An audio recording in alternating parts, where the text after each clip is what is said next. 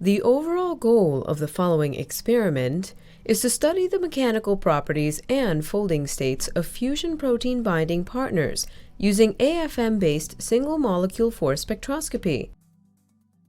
This is achieved by covalently immobilizing protein binding partners on a glass slide and on an AFM cantilever to achieve well-defined pulling geometry.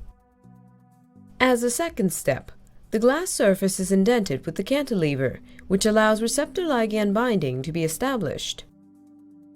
Next, the cantilever is retracted at a constant velocity in order to unfold individual protein domains and dissociate the receptor-ligand complex. Results are obtained that reveal tertiary structural elements that act as energy barriers along the unfolding pathway, which are revealed in polymer elasticity models.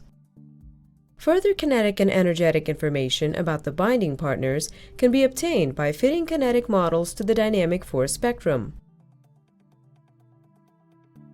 The overall goal of this procedure is to study the unfolding pathways of proteins under force.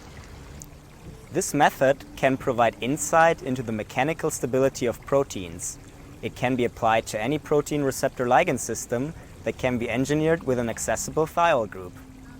Researchers using this method for the first time may struggle because timing is crucial and handling the cantilevers can be difficult.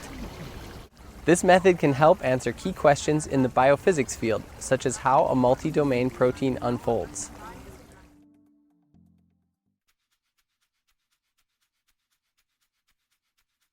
To begin, place 2 by 24 mm diameter, 0.5 mm thick glass cover slips in a PTF.